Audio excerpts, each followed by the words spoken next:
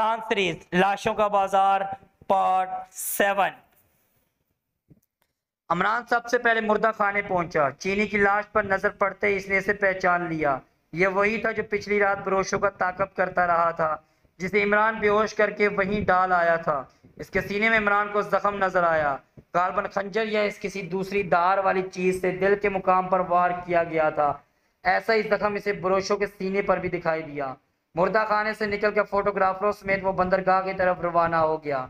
इसे यकीन था वो सी हाक पर हर बंडा को नहीं पा सकेगा। चीनी के कत्ल से जाहिर हो रहा था।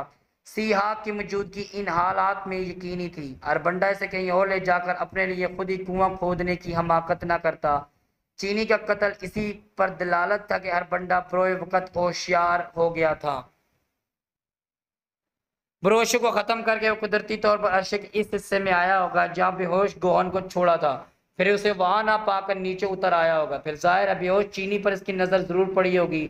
गोहन गायब और एक बेहोश चीनी की मौजूदगी, ऐसी सूरत में हर बंडा का होशियार हो जाना लाजमी था। अमरान का ख्याल दुरुस्त निकला। सीहाक मौजूद थी लेकिन अरबंडा गायब। इसे सुबह से किसी ने नहीं देखा था। कश्ती का कैबन खाली पड़ा हुआ था। इसमें किसी किस्म का सामान नहीं था।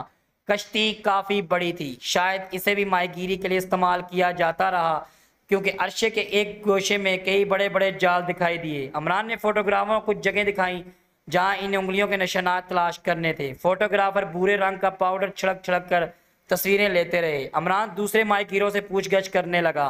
ये तफ्तीश का मकसद ये था कि अरबंडा इस कश्ती का मालिक था। 5 आदमी इनका हाथ बटाते थे, मगर जब से इस पागल छोटा भाई कश्ती पर आया था, अरबंडा ने माहीगीरी करीब करीब तलक कर दी थी। भाई की वजह से वो बहुत परेशान था। इसे दिन रात कैबन में बंद रखता था। अक्सर रात को कैबन से चीखे बुलंद समझती थी। दूसरे माहीगीर समझते थे कि अरबंडा के भाई पर पागलपन का दौरा पड़ा है। अरबंडा को कब से जानते हो? अमरान ने एक बूढ़े माहीगीर से पूछा। पिछले 10 साल से, माहीगीर ने जवाब दिया। तुम यहाँ से कब हो? मेरा मतलब इस घाट से। 14 साल की उम्र से जनाब। अब 72वां साल 72वां साल है मेरा। क्या अरबंडा हमेशा कश्ती पर रहता है? नहीं जनाब, वो कभी कभी यहाँ आता है, लेकिन जब से इसका भाई आया वो दिन रात यहीं रहता है। लेकिन अरबंडा की मुस्तकिल क़यामगाह कहाँ है? शायद किसी को भी नहीं मालूम हो। इसने कभी किसी को नहीं बताया। वैसे शायद आपको बैरी पुलिस की चौकी से मालूम हो जाए, क्योंकि वहाँ हमारे नाम और पते नोट किए जाते हैं। हम माहीगीरों की तरफ से स्मगलिंग का खदशा बरकरार रहता है ना। फोटोग्राफर अपना काम खत्म कर चुके थे। इमरान इन्हें रुखसत करके तनहा पुलिस चौकी पहुंचा। वहां से अरबंडा का सुकूनती पता हासिल करके मुकाम पर रवाना हुआ, मगर मायूसी। वहां इस नाम और हुलिये का कोई आदमी नहीं जानता था। इस इमारत में अरबंडा इस नाम का कोई आदमी कभी नहीं रहा। अमरान ने मकान की मालका को अरबंडा का हुलिया समझाने की कोशिश की, लेकिन मालका ने खौफजदा अंदाज में कहा, गलछे खुदा की पनाह, मुझे गलछले वाले आदमियों से दिन में भी खौफ मालूम होता है। मैं इसे किसी आदमी को अपना किराएदार नहीं बना सकती। अमरान किसी उदास भेड़ की तरह थूथनी लटकाए वापस हुआ। दूसरे दिन की एक हैरत अंगेज रिपोर्ट अमरान के सामने आई। ये रिपोर्ट स्कॉटलैंड यार्ड के माहिरीन निशान अंगश्त ने तरतीब दी थी। रिपोर्ट का सबसे ज्यादा सनखनीज हिस्सा वो था जिसमें मकसूद निशान के मतलब बहस की गई थी। ये निशान 3 मुख्तलिफ मकामात पर मिला था। सीहाक नामी कश्ती पर कई जगह। इस इमारत में जहाँ डचेस ऑफ वेंडमियर और इमरान को पकड़ कर ले जाया गया, बरोशों की लाश पर इसके गले में चांदी का मस्ता तवीज़ था, इसी पर भी यही निशान था। जब ये इमरान ये रिपोर्ट पढ़ चुका, इसके जहन में कीली पीटरसन के अल्फाज गूंज उठे। मिकलारनस यही है, लंबा आदमी जो निकल कर ना जाने पाए। लंबा आदमी। इस इमारत में इतना लंबा आदमी और कोई नहीं था, और यह अरबंडा। अमरान सोचने लगा, अरबंडा भी कम पेश इतना लंबा रहा होगा, तो क्या मिकलारनस वही है? इमारत में सिर्फ वही एक लंबा आदमी था, और निशान किसी की कुर्सी के हत्थे पर मिला था जिस पर इमरान ने इसे बैठते देखा था। वही निशान कश्ती पर भी मौजूद था, मुतअद्दिद जगहों पर। फिर वही निशान बरोशों के तवीज़ पर भी था। हो सकता है अरबंडा ने लड़ाई के दौरान भी इसके गला घोटने की कोशिश की हो। नतीजे के तौर पर बेख्याली में अपनी उंगली का निशान तवीज़ पर छोड़ गया हो। वो सोचता रहा, फिर इसे ख्याल तर्क कर देना पड़ा। डचेस ऑफ वेंडमियर कीली पीटरसन के मामले में फ्रॉड कर रही है। लेकिन फिर यक बैक दूसरा सवाल इसके जहन में उभरा। अगर अरबंडा मकलारनस होता तो बरोशो इसे तल्ख कलामी की जरूरत कभी ना कर सकता था। जाहिर है बरोशो इस गिरोह का एक अदना फर्द रहा होगा। अमरान सोचता रहा। कुछ देर बाद इस नुक्ते में जान नहीं रहेगी, क्योंकि मकलारनस जैसा मुजरमों के हजारों रूप होते हैं। एक ही आदमी के सामने मुख्तलिफ शक्लों में आते हैं, वरना इनका बांडा ही ना फूट जाए। हो सकता है यार बंडा भी मैक्लार्नस का एक अलग रूप हो, कुछ लोगों से इस शक्ल में राब्ता रखता हो। यही वजह है वो लोग इंतहाई तशद्दुद सहने के बावजूद भी मैक्लार्नस की हकीकत से लाइल्मी जाहिर न करते, जो अक्सर इसका काम करते हुए पुलिस के हत्थे चढ़ जाते हैं। इस पर इमरान को 100% यकीन हो गया। हर बंडा और लंबा नकाब पोश एक ही आदमी था। फिर इसे ये भी याद आ गया कि लंबे नकाब पोश के लहजे में शाइस्तगी थी। इसके बरखिलाफ अरबंडा का लहजा जायलों निचले तबके लोगों का सा था। गो अवाब में मुमासलत थी, लिहाजा अब यह ख्याल इसके जहन में जड़ पकड़ने लगा। मैक्लार्नस बैग वक़्त मुख्तलिफ शक्लों में अपने ग्रोह के आदमियों के सामने आता है, इसलिए अब तक इसकी सही शख्सियत पर रोशनी नहीं पड़ सकी। कहीं वो मैक्लार्नस बन जाता है, कहीं खुद इसका एक अदना मुलाजम। फिर डचेस के प्राइवेट सेक्रेटरी गोहन का मामला था। हो सकता है डचेस की तरफ से मायूस होने के बाद इसने इसके प्राइवेट सेक्रेटरी को कीली के मुतल्लिक इल्म हो, इसे पहचानता भी हो। वैसे इस बेचारे का पूरा जिस्म मुख्तलिफ किस्म के जख्मों से छलनी हो रहा था। कई आग से दागने के निशानात थे। बस ये मालूम होता जैसे अजियत रसानी की आखिरी हदें इसके जिस्म पर आकर ख़त्म हो गई हों।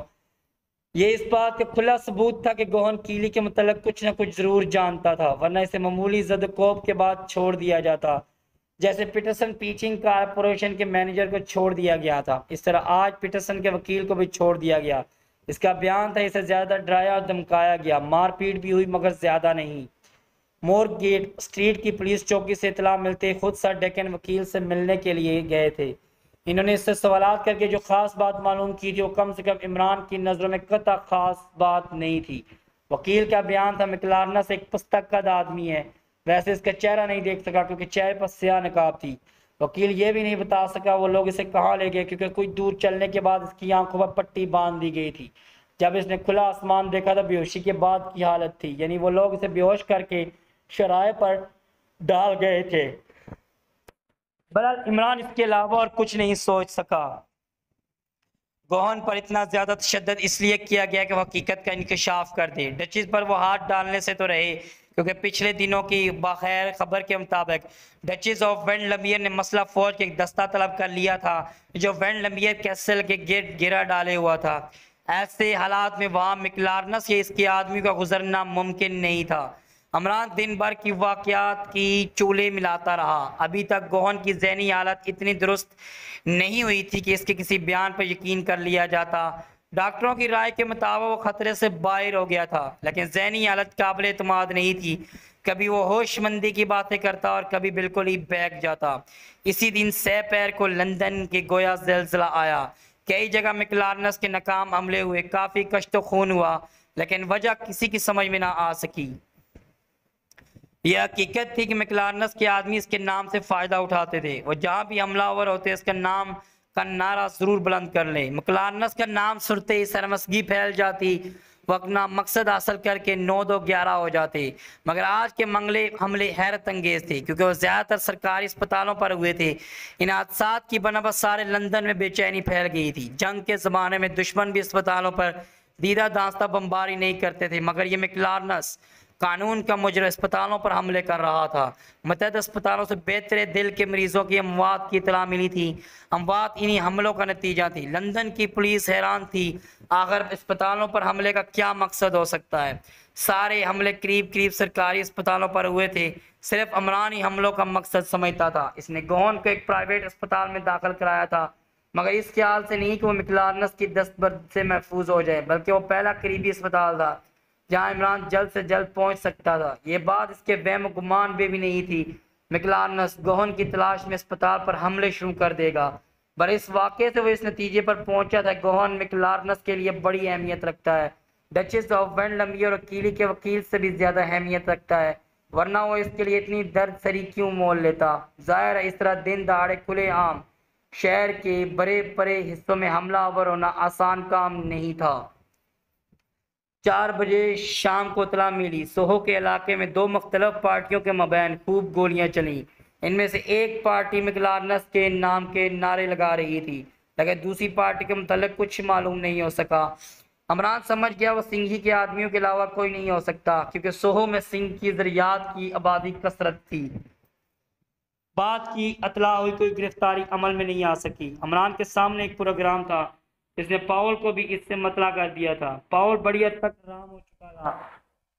अब वो इमरान से बहुत कम इख्तिलाफ करता। तिहाक वाले मामले ने इसकी अकल दुरुस्त कर दी थी। इसने इमरान से खुशामदाना लहजे में कहा था वो इसकी इस कुताही का तज़किरा सर डेकन से न करे। इमरान ने इस शर्त पर वादा कर दिया था कि वह पाउल इसकी तजावज़ को हकारत की नज़र से नहीं देखेगा। प्रोग्राम ये था कि आज वो दोनों वेल्डमियर जाएं। ज़ाहिर अब कैसल की हदूद में बगैर रोक टोक दाखिल हो जाएंगे, क्योंकि स्कॉटलैंड यार्ड का शनाख्ती निशान फौजियों के लिए भी इतना ही अहम होता है जितना पुलिस वालों के लिए। 6 बजे वो दोनों कार में बैठ कर किस्बा वेल्डमियर की तरफ रवाना हो गए। आज मौसम खुशगवार था।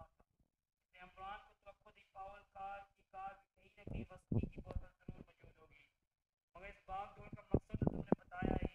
पाउल ने जमाई देते हुए कहा, मैंने डचेस को बहुत दिनों से नहीं देखा। इमरान ने एक तवील सांस लेकर दर्दनाक आवाज में कहा, इसकी याद दिल में चुटकियां ले रही है। आहा भरने की कोशिश करता हूँ, दिल में इस तरह खुजली होने लगती है जैसे मच्छर काट रहे हैं। आहा, पाउल ने कहका लगाया, आज तुमने ज़रूर पी रखी है तो मेरे साथ भी पियो ना। तुम्हें खालस नहीं पिलाऊंगा, मेरे साथ लाइम जूस की बोतलें भी हैं। मैं एक मक्खी चूस बाप का बेटा हूँ। मक्खी चूस क्या होता है?